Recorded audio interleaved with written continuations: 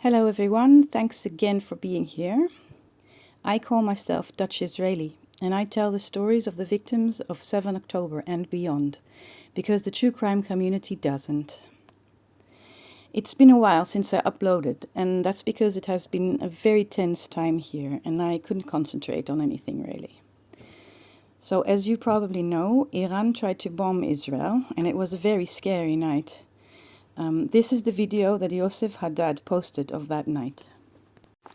Iran and its proxies, Hezbollah, Islamic Jihad and the Houthis, sent more than 300 drones and missiles our way. But in an incredible cooperation between the IDF, the USA, the UK, Jordan, and even Saudi Arabia, 99% of those missiles never reached their goal. They were intercepted and exploded in the air. Shrapnel rained down, but very little damage was done. Only one person was seriously hurt, a 7-year-old Bedouin girl called Amina al-Hassouni. She is still in serious condition, and we all pray for her recovery. But the rest of us were very lucky, and I really hope this won't escalate further. Now, let's get into the story I want to tell you today. This is the last picture British photographer Danny Darlington took together with his friend, model and student Carolin Bohl. It's the last entry in his Instagram, now turned into a memorial page. He took this photo in Kibbutz Nir Oz, where he and Carolin were staying with friends. It was probably taken 1 or 2 days before October 7, 2023. Danny Darlington was born in Manchester, UK, on April 7, 1989. His mother had been married before to an Israeli man called Chaim Perry, and they had 2 children together, Danny's half-siblings, Lior and Inbal Perry. Danny and his full sister Shelley were born in the UK to another father. Chaim went on to marry again and have more children and grandchildren. Danny kept in contact with his Israeli family and traveled to see them a lot.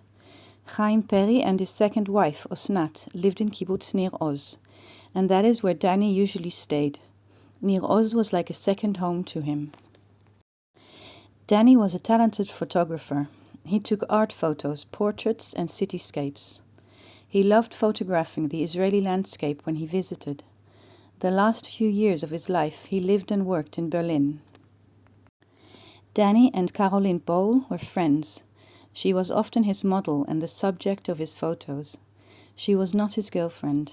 Danny's girlfriend was Carlotta Pohlmann, also known as Lottie, who was a tattoo artist. The 3 were very close friends and often hung out together. Carolin Bohl was born in 2001 in the village of Ottersen in Lower Saxony, Germany. She later moved to Berlin to study sustainable fashion. That is where she met Lottie and Danny and started modeling for him. They became firm friends, and Danny wanted to take her to see Israel with him. They decided to go, and in September 2023, they both took a flight to Israel.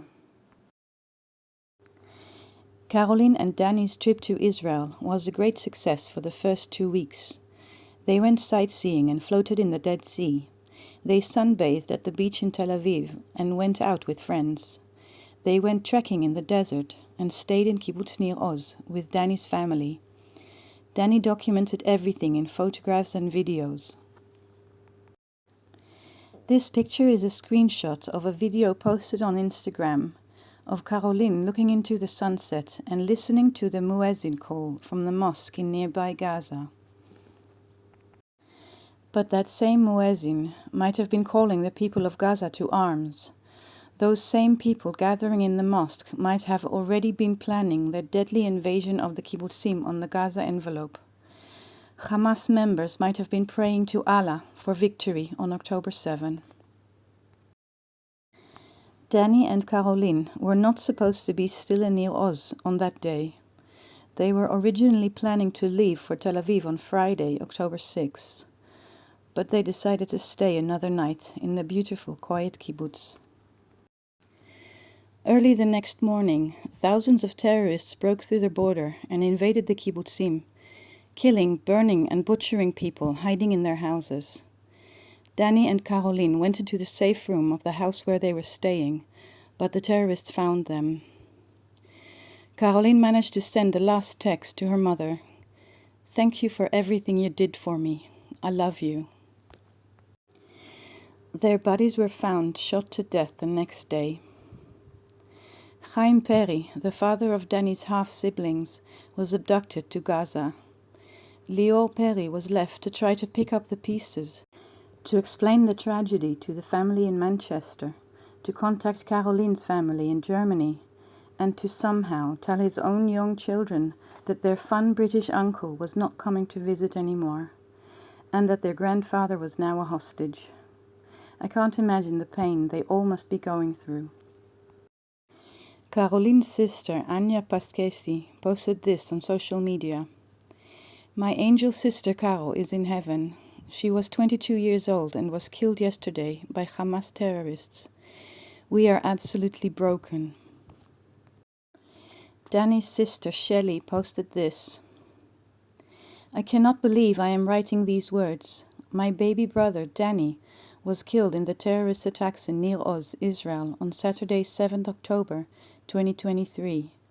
My heart is broken. I cannot fathom the senseless barbarity. Watching the horrors unfold in Israel and the heinous acts committed against my people is sickening to the core. Many people are still missing, many taken hostage to Gaza, and many lives lost, my friends, my family, elderly, women and children. I am living in a waking nightmare. I do not want to believe I will never see my sweet brother again, never be able to hug him or hear his infectious laugh again. He was gentle and kind and a pacifist at his core.